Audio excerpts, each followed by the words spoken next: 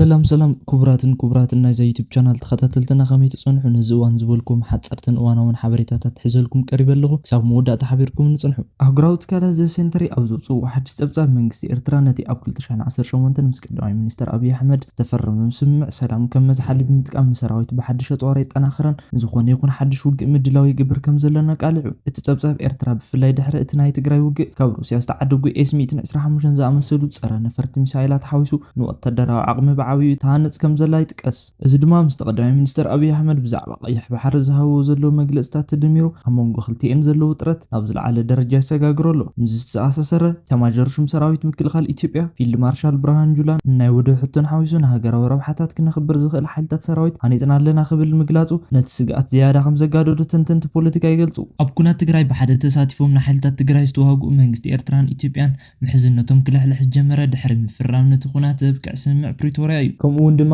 ቀዳማይ ሚኒስተር አብይ ኢትዮጵያ ናብ ባሕሪ ወደብ ምርካብ ናይ ህልውና ጉዳያት ምዃኑ ብግልጽ ድሕሪ ምግላጹ ዝምድና ክልቲአን ሃገራት ናብ ወጥርና መራሒ ይርከብ። ሰብ ስልጣን መንግስቲ ኢትዮጵያ ንኤርትራ ኣብ ውሽጡ ጉዳያት ኢዳ ኣትያ ንዕጡቃት ትድግፍ ኢላ ብምባል ብተደጋጋሚ ዝኸሱ ኮይኖም ኣብ ዝቐረባ እዋን ሓይልታት ኤርትራ ካብቲ ብወገን ትግራይ ዝሓዝዎ ግዛኣታት ኢትዮጵያ ክወፁ ተሓቲቶም ኣለዉ።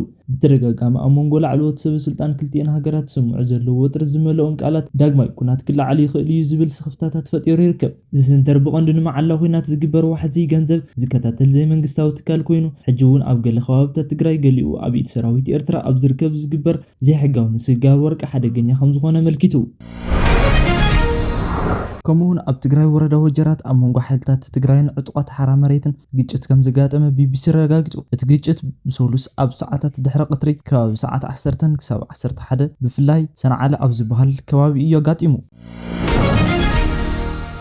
ዩክሬን ቀረባ ጦር ኣሜሪካ ደው ምባሉ ሩስያ ነዚ ናብ 40 ዓመቱ ዝካየድ ዘሎ ኩናት ዝያዳ ክተናውሖ ከም ትኽእል ኣሜሪካን ዩክሬን ዝወሃባ ዝነበረ ገለ ጾር ደው ከም ዝበለ ብሰሉስ ገሊጹ። ክፍሊ ምክልኻል ኣሜሪካ ንኻልኦት ሃገራዊ ዝሃቦ ወታደራዊ ሓገዝ ድሕሪ ምግምጋሙ ረብሓ ኣሜሪካ ንምቕዳም ተባሂሉ እቲ ውሳነ ከም ዝተወሰነ ወሃቢት ቃል ዋይት ሃውስ ኣና ኬሊ ገሊጻ። እዚኦምን ብርክት ዝበሉን ሓደሽቲ ሓበሬታታት ወፂኦም ኣለዉ። ከም ዝስዕብ ከስማዕኩም እየ ሓቢርና ንከታተል። ክቡራት ተኸታተልትና ብርክት ዝበሉ ሓበሬታ ናብ ዩቲዩብ ቻናል ምጽዓና ቀዲሙ መልእኽቲ ወይ ድማ ኖቲፊኬሽን ንኽበጽሐኩም ዜናታት ብእዋን ንኽትከታተሉን ነዛ ዩቲዩብ ቻናል እዚኣ ሰብስክራይብ ምግባር ናይ ደወል ምልክት ምጥዋቕ ኣይትረስዑ። ኣግራው ትካላት ዘሰንተሪ ኣብቲ ሓይልን ምዝማትን ዘሰየሞ ጸብጻብ እቲ ኣብ 2018 ኣብ መንጎ ኢትዮጵያን ኤርትራን ዝተገበረ ስምምዕ ሰላም ንኤርትራ ወታደራዊ ዓቕሚ ንምህናጽ ከም ዝተጠቐመትሉ ይገልጽ። እቲ ጸብጻብ ከም ዘመልክቶ እቲ ስምምዕ ኤርትራ ካብቲ ተነጸለ ውፅኡ ምስ ሩስያ ወታደራዊ ዝምድና ንኽትፈጥር ከም ኤስ-128 ዝኣመሰሉ ላዕለዎት ኣጽዋር ንኽትዕድግ ዕድል ከፊቱላ። ቅድሚ እቲ ናይ ትግራይ ውግእ ብበዝሒ ወታደራት ከበድቲ ነጽዋራትን ብመንገዲ ኣየር ካብ ኢትዮጵያ ናብ ኣስመራ ይጓዓዝ ምንባሩ ዘርኢ መርትዖታት ከም ዘለውን እቲ ካል ጸብጻብ ሰፊሩ ኣሎ። እዚ ኩሉ ምድላው ምስ ናይ ቀዳሚ ሚኒስተር አብይ አሕመድ ነቲ ቀይሕ ባሕሪ ፖሊሲ ተደሚሩ ንቐላው ቀርኒ ኣፍሪካ ዝያዳ ከም ዘጋደደን ይሕበር። እዚ ከም ኢሉ ከሎ ሚኒስተር ዜና ኤርትራ የማነ ገብረመስቀል ነቲ ብጋዜጣ ዘጋርዲያን ኣብ ልዕሊ ሰራዊት ኤርትራ ዝቐርብ ክሲ ጾታዊ ዓመፅን ሚኒስተር ዜና ኤርትራ የማነ ገብረመስቀል ነዚ ዝተፈብረኸ ውዲት ክብል ምላሽ ሂቡ። እቲ ጸብጻብ ምዕራባውያን ሓይልታት ዝምውል መራኸቢ ብዙሃን ዝተፈብረኸ እዩ ክብል ድማ ወቂሱ። ንሕና ኣብ መወዳእታ እዋን ነጻነት እውን ልዕሊ 100,000 ኢትዮጵያውያን ምርኮኛታት ብሰላም ናብ ሃገሮም ከም ዝመለስና ሰራዊትና ስሩዕ ሕጊ ውግእ ዝኽተል ምዃኑ ክዝከር ኣለዎ ክብል ናይቲ ትዊተር መልእኽቲ ገሊጹ። ይኹን እምበር እቲ ናይ ጋርዲያን ጸብጻብ ካብ ማህፀን ሓንቲ ተዓማጢት ዝወፀ ንሕና ደቂ ኤርትራ ጀጋኑ ኢና ነዚ ነገር ርእስና ወፊና ኣለና ንደቂ ኣንስትዮ ትግራይ መኻናት ክንገብር ኢና ነቲ ናይ 1998 ንሕና ክንፈድድ ድልዋት ኢና ዝብል ሕቶታት ዘለዎ ብኢድ ዝተጻሕፈ ወረቐት ከም መርትዖ ኣቕሪቡ ነይሩ። ኣብ ትግራይ ወረዳ ወጀራት ኣብ መንጎ ሓይልታት ትግራይ ዕጡቃትን ሓራ መሬት ግጭትን ከም ዘጋጠመ ቢቢሲ ኣረጋጊጹ።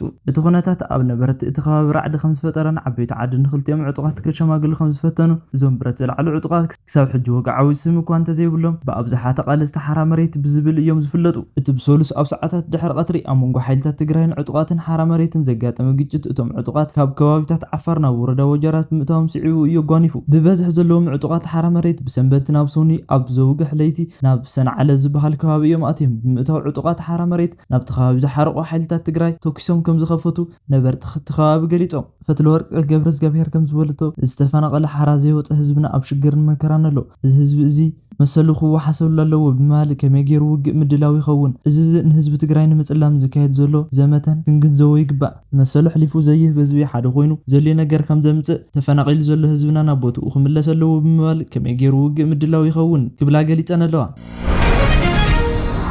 ኣሜሪካን ዩክሬን ዝህቦ ዝነበረት ገለ ጾራት ደው ከም ዘበለት ገሊጹ ኣሜሪካ ንኻልኦት ሃገራት ዝህቦ ወተሃደራዊ ሓገዝ ድሕሪ ምግምጋም ረብሓ ኣሜሪካ ንምቕዳም ተባሂሉ እቲ ውሳነ ከም ዝተወሰደ ወሃቢት ቃል ዋይት ሃውስ ኣና ኬሊ ገሊጻ ፕሬዚዳንት ዩክሬን ቫልደሚር ዘለንስኪ ክልቲአን ሃገራት ኣብ ግዜ ብዛዕባ ቀረብ ዝርርብ ሓበሬታ ተሰርሓ ከም ዘለዋን ይግለጽ ኣሎ። ሚኒስተር ጉዳያት ወጻኢ ድማ ዝኾነ ይኹን ምድንጓያት ነቲ ወራር ኣብ ክንዲ ሰላም ምድላይ ኩናት ራዕድን ክቐጽል ጥራይ እዩ ዘተባብዕ ክብል ጠንቂቑ። ብፍላይ እቲ ሚኒስተር ሩስያ ዳርጋ ምሸት ነታ ሃገር ብሚሳይል ድሮን ምህራም ኣብ እትቕጽለሉ ዘላ እዋን ኪቭ ምክልኻል ኣየር ክትሕይል ከም ዘለዋ ኣስሚሩሉ። ኣብ ኪቭ ዝመደበ ኣሜሪካዊ ዲፕሎማት ትማሊ ረቡዕ ናብ ሚኒስተር ጉዳያት ወጻኢ ንዘተ ተዓዲሙ እንተኾነ ሚኒስተር ምክልኻላት ዩክሬን ኣሜሪካ ብዛዕባ እትህቦ ጸዋር ተቋርጥ ወይ ክትግምግም ምዃና ዝገልጽ ወግዓዊ ሓበሬታ ከም ዘይበጽሖም ብምግላጽ ሰባት ኣብ ከፊላዊ ሓበሬታታት ነቒሎም ግምት ኣምሃብ ከይኣቱ ኣተሓሳሲቡ። ሚኒስተር ምክልኻል ኣብ ዝሃቦ መግለጺ እቲ ኩናት ክውዳእ ዘኽእል መንገዲ ኣብ ልዕሊ እቲ ወራር ቀጻሊ ሓበራዊ ጸቕጢ ብምንባር ምዃኑ ሓቢሩ።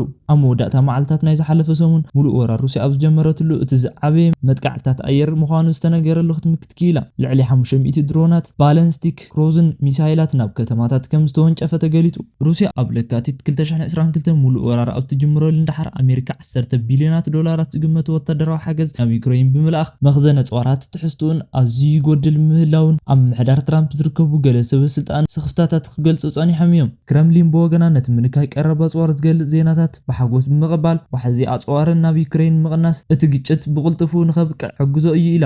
ወሃቢ ቃል ክሬምሊን ዲሚትሪ ፔስኮቭ ንጋዜጠኛታት ኣብ ዝሃቦ መግለጺ ብበዝሒ ናይ ዩክሬን ዝቐረቡ ኣጽዋራት ብዙሕ ሓደመት መወዳእታ ናይቲ ፍሉይ ወተሃደራት ስርሒታት ድማ እናተቓረበ ይመጽእ ኢሉ።